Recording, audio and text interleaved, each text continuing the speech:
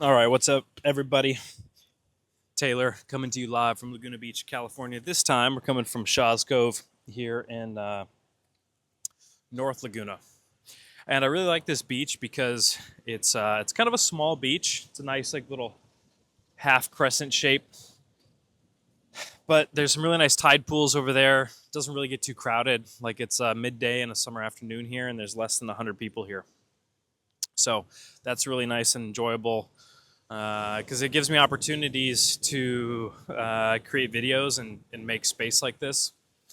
But I came out here because this is part of my routine here in the summer is to go to the beach a couple times a week.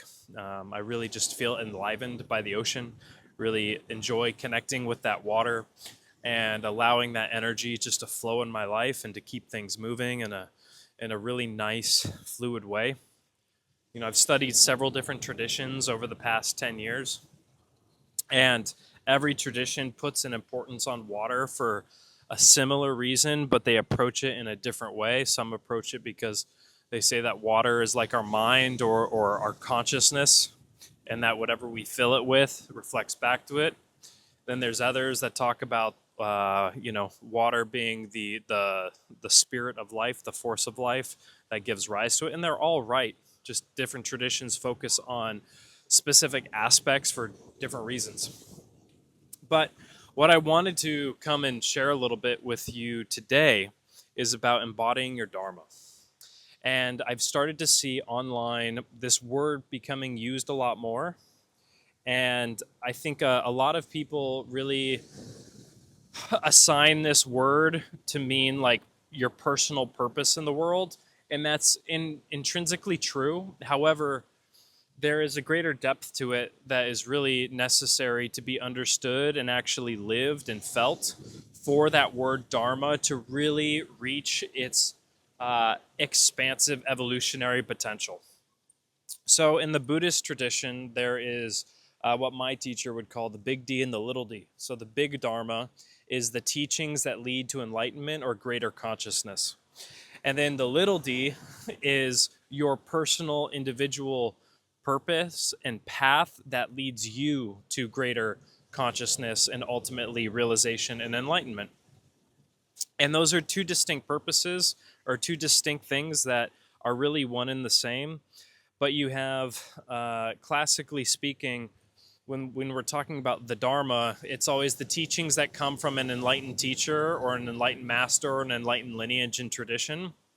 And that's why it's always capitalized, because it's considered to be of great significance and importance, and ultimately it's undilutable.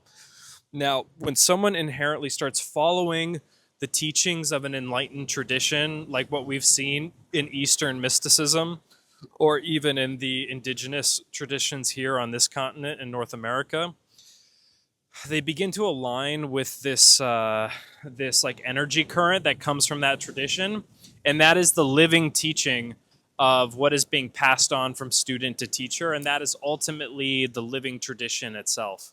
So in these traditions, you have what's called the secret teachings or the transmission based teachings or the whispered teachings, and this style of teaching is the alchemical teaching that creates the shift and transformation in the student. And it does this through two ways.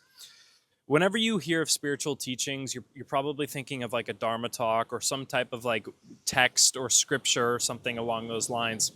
And those are ancillary teachings that, when they're written or spoken by a realized or enlightened teacher, they carry the transmissions underneath it. But the reason why these transmission based teachings or whispered teachings are so necessary and crucial for the evolution of the being is because the real teachings of enlightenment or expanded consciousness, they're not they don't register through like the word. They don't register because they're not of the mind. So most people, when they think of learning, they're like, okay, I'm going to go and learn, and it's going to be all mental and intellectual. Well, in the spiritual world, the enlightened teachings or the transformational teachings, these are all directly to the subconscious and to the heart. So meaning that you could be hearing a Dharma talk, but it's not necessarily the intellectual language that's going to be causing the transformation. It's going to be the energy and the transmission of that state of consciousness or that shift of awareness that's actually going to be creating the transformation. And this is ultimately how the awakening process really begins. It's very rare that there is a spontaneous awakening in an individual that has not been catalyzed by an outside force. Now, in the alchemical tradition, we can see this principle at work, because to make the philosopher's stone, you have to have the philosopher's stone, and this is the process of projection and multiplication, where you take a little piece of the stone, you wrap it up in the hermetic egg or the hermetic seal, and then it begins to be tempered and transformed by the fire, and then multiplied, and so on. And this is how the realized teacher will pass on the lineage and the teachings to the students, is that he will sit there, he'll meditate with them, he'll bring them into a state of light, or he'll bring them into a higher state of awareness. And in that space, there's a very high refined degree of spiritual energy that is then transmitted to the student, and that begins to unfold in the student's heart, consciousness, and subconscious over time. And that can cause spontaneous, rapid transformations of awakening and growth, or that can also be kind of like time delayed and really begin to unfold and evolve and grow over time. And that is ultimately how the enlightened transmissions or enlightened teachings are passed on in this world. It's not through like books and journals. Like, yes, those things help, especially when you have scripture or book texts that have been written by an enlightened teacher. Their writings will carry that same vibration, and this is how the shift in one's paradigm, in the expansion of one's awareness occurs, is that the teachings from the teachings that come from a very skilled mystical teacher or a realized or enlightened being, they carry impressions in them, and those impressions are then received by your subconscious mind and by the spiritual heart, and that is the enzyme or the catalyst for that transformation to occur. So in order to progress and evolve spiritually, there are these impressions and transmissions that help the process, and there's a wide variety. It's not like they're all the same. They're meant to change and influence different parts of one's being, and this is all going to be predicated on like what the teacher sees that student needs, because the spiritual awakening and evolution process is a very individual path. This is why religion has gone so out of control over the past several thousand years, is because they've taken one person's path and that led to their alchemical transformation, that led to their awakening, and then they have created a doctrine out of it that then they say everybody's got to follow it this way.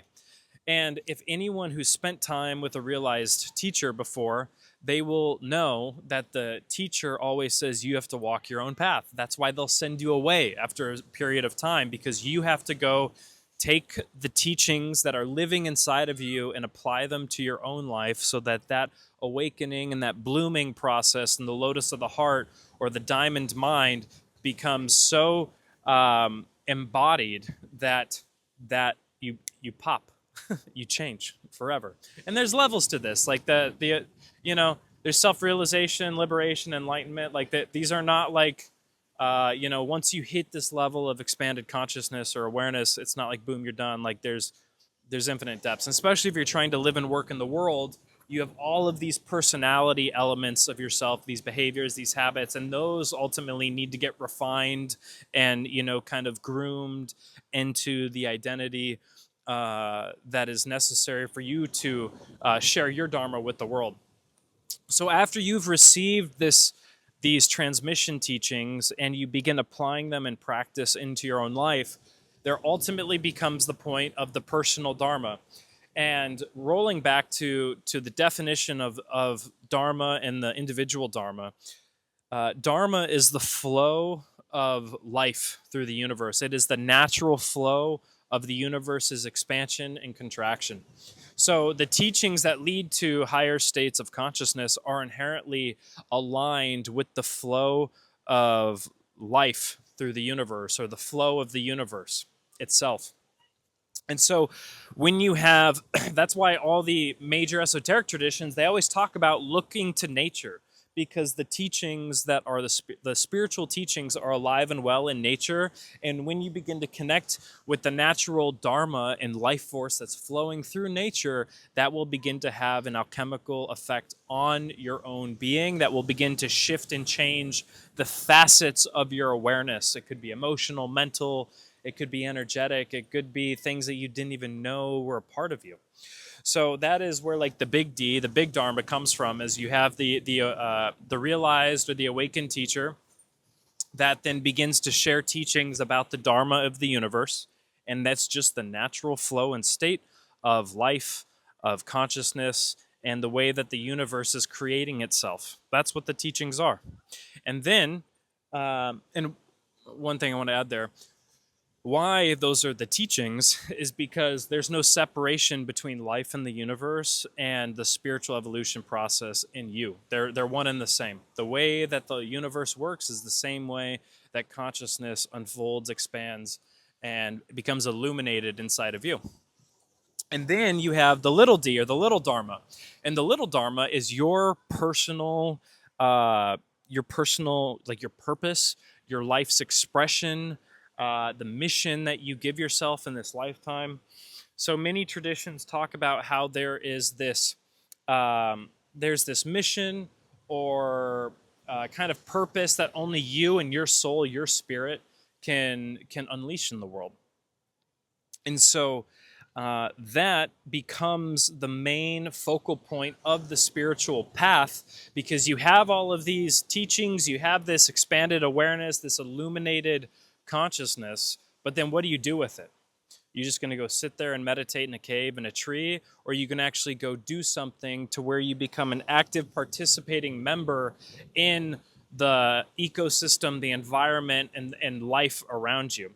So this is how we as mystics, we are both living in reciprocity with the natural world by tending to nature, by learning how to interact and listen to nature and become a caretaker, and simultaneously give back to the society and to the human race that we find ourselves in this incarnation with. And so when you have a, well, the I'm going to sit like this a little bit here.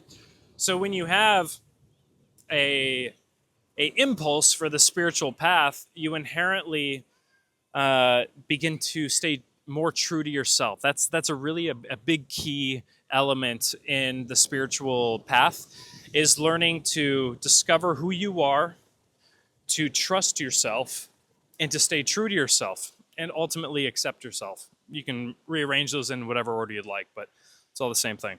So when you discover who and what you are, and you have a impulse to fulfill or to do a certain thing, it could be to produce music, it could be to give people help and healing, it could be to create art. Like, you have this soul impulse inside of you that is older than your first breath. And this is part of the karma and the dharma that you came into this lifetime with in order to fulfill. But we all have free will, so we can ignore that or we can accept it. And so in the spiritual growth process, you start to become more of who you are. You start to trust yourself. And then you find that you can only do the things that are naturally aligned with who you are and that are aligned with your heart. And so that is the part of needing to stay true to yourself. And so at this point, you'll find that there are things that make you feel really good, and there are things that don't make you feel so good when you do them or when you act on them. So this is why, or this is where like right action comes into play. This is every single being, every person, every soul has to determine what right action is for them. And your heart will tell you, your body will tell you, and that's a whole learning process and learning to understand and perceive that itself. So you'll start to feel an impulse and a draw and a magnetization to express yourself in a certain way or to do something specific. And then ultimately, you'll get to the point where you want to share that with other people. You don't want to just keep it for yourself. Well, you can if you want, but sharing it with others kind of completes that creation cycle. So the little dharma is the purpose that you have come to fulfill, or the gifts or the artistic creation that you've come to share with the rest of humanity. And the whole rest of humanity is a very important piece here. Now,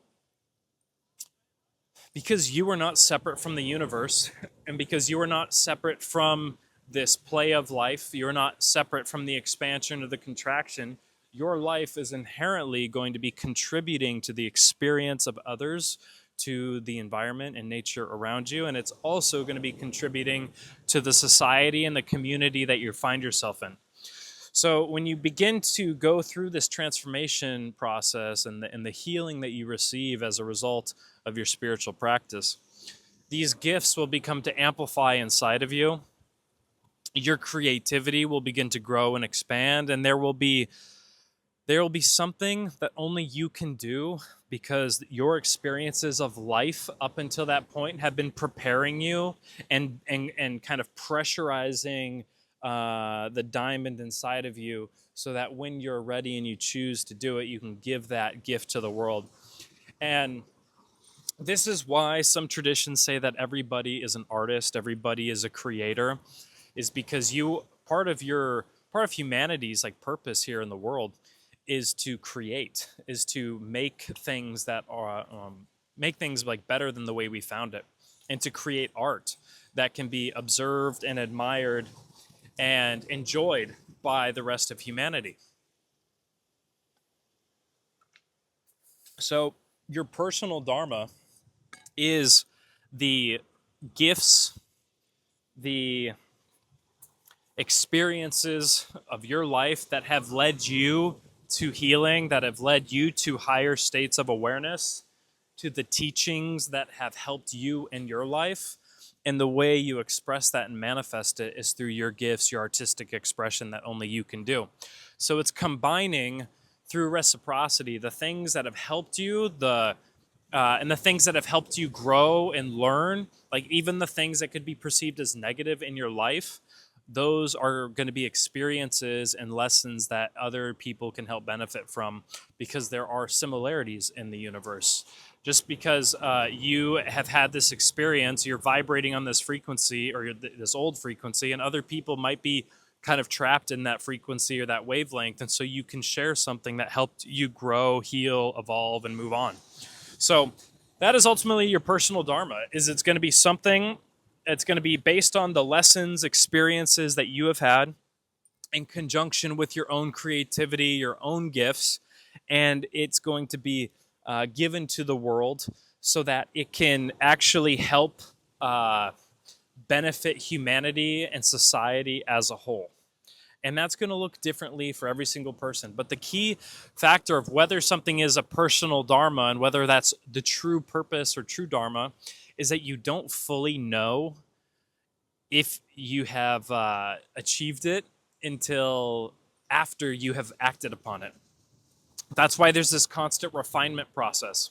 And simultaneously, it's going to be in harmony with the natural world. It's going to be in harmony with the universe. It's not going to be contrary to the natural flow of life. Now, if you want a really good example for somebody doing their dharma and fully accepting themselves in the position of their incarnation, you can go read the Bhagavad Gita. And this whole entire book is about a prince who is on the battlefield, and he's facing a bunch of his friends and family and people that he knew on the other side of the battlefield. And Krishna gives him this entire teaching. He reveals his cosmic form to him. He teaches him about the 4 types of yoga, all these crazy things. And then at the end of it, he's like, Arjuna, go do your dharma. And Arjuna realizes through those teachings that his dharma in that moment is to launch the war, even though he's fighting against people that he knows and loves.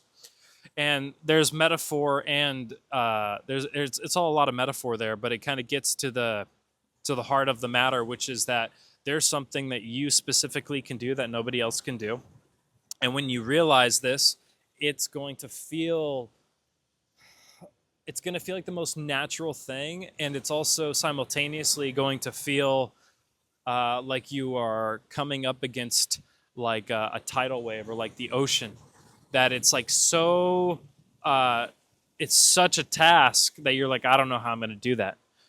But ultimately, through grace, through practice, through acceptance, you realize that that's just the illusion of the world and the mechanical forces of the universe and society keeping you in this sleep like state because they want everything docile.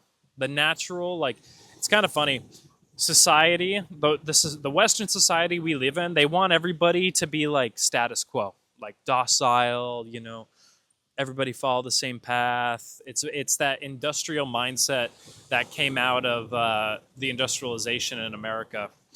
Rockefeller and Carnegie and all those guys, they just wanted to create a bunch of workers. So this is like the byproduct of it is you have a society that wants people to be asleep and that wants people to just kind of follow this status quo and not actually awaken their creativity, their genius, and their spiritual potential and purpose for living. And simultaneously, in the natural world, nature is keeping everything in a constant, like organized fashion.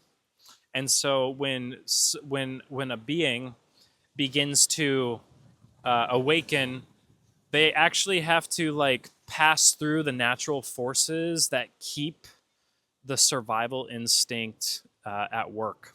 This is why so many people on the spiritual path ultimately get scared and they go back to religion, is because there is this primordial survival instinct inside of you that wants you to be, that just wants you to like be comfortable, to survive, to exist with a minimal expenditure of energy. It's not like an evil dark force or anything. It's actually like one of the most natural things. And so this is why you see all these comparisons to the spiritual leaders or the kings of different indigenous cultures, is because they have to pursue this revolutionary act of awakening, and they have and the power that they receive or the energy that awakens inside of them can only come from the divine, from the sacred, from the spirit world, because they have to break out of these natural conditions that have kept them and their people in this certain, operational state. So, anyways, coming back to the big D and the little d, the big Dharma is the teachings that lead to a higher state of awareness and consciousness and the flow of life in the universe in a natural, ordered way. And then you have the little Dharma, which is your purpose for your incarnation to create something that only you can give to the world. And that is going to be in harmony with the natural life, the natural flow of life and universe around you. Simultaneously, it's also your personal path to a higher state of consciousness, into a greater awareness of life and enlightenment and awareness all into itself. So your little Dharma is your personal path. And even if your path is to teach the Dharma, the teachings, there's going to be something else that is ultimately more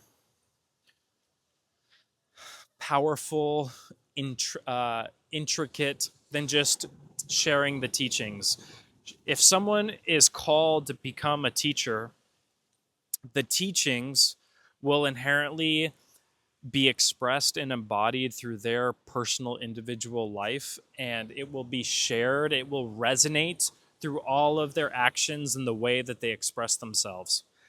The teacher who just becomes like a copy paste of their teacher or a copy paste of their lineage is not fulfilling the personal dharma of that creativity. Even like the different teachers and sages from the Eastern traditions, where they have these unbroken student teacher relationships for hundreds, if not thousands of years, the students or the arhants who carry on the lineage, they all have some type of creativity or skill or craft that makes them unique, and then they all teach their students in a way that is both similar to the lineage they come from, but also inherently unique to them as the individual.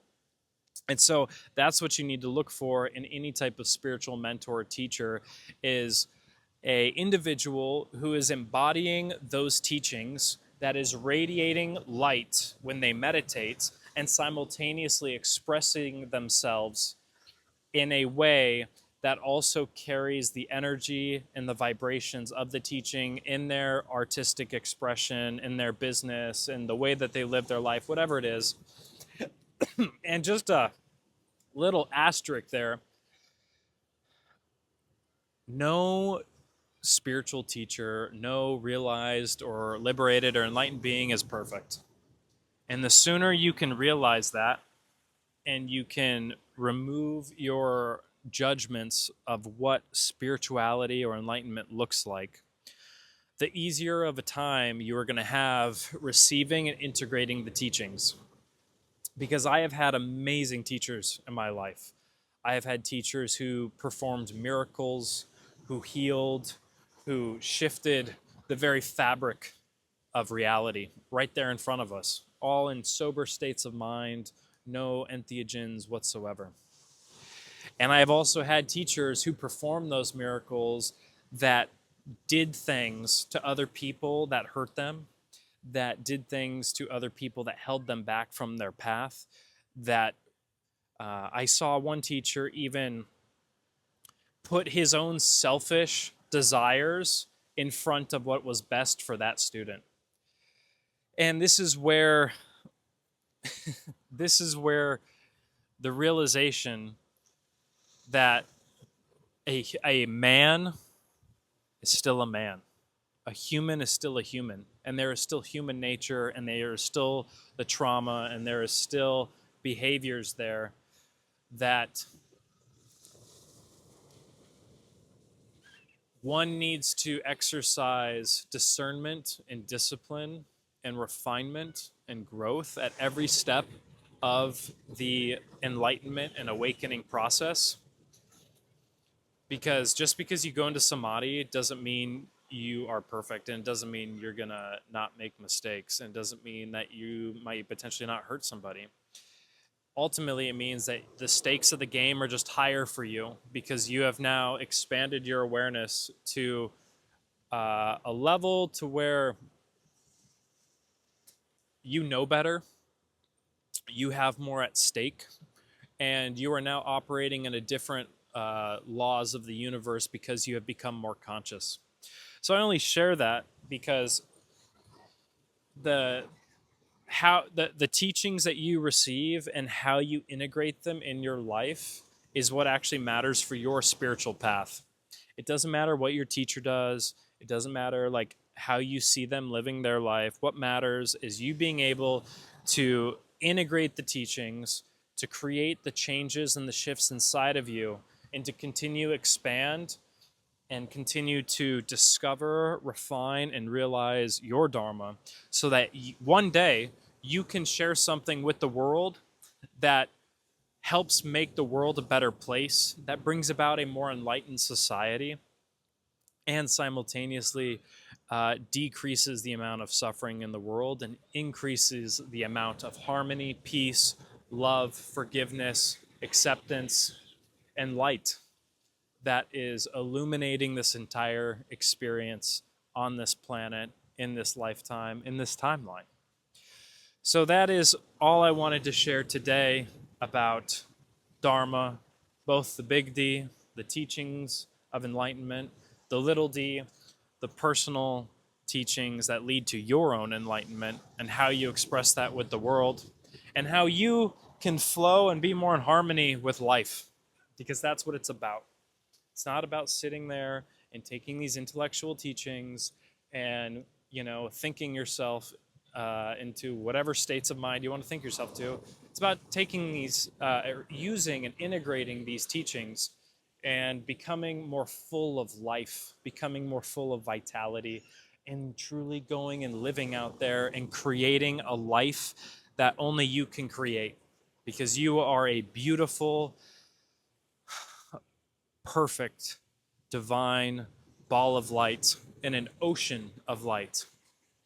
And I pray that you realize that for yourself, that you can experience that illuminated love and divinity inside of yourself. And you can go and create a masterpiece, a creation, a artistic expression of your life that ultimately helps people realize their own perfection, their own infinite well of love, and their own divinity inside of them. So this has been Taylor Duretti coming to you from Shaw's Cove, Laguna Beach, signing off. Oh yeah, don't forget to like and subscribe below, because I would love to grow this channel, but I'm going to leave you with that for now. So I'll catch you later, my friends. Peace.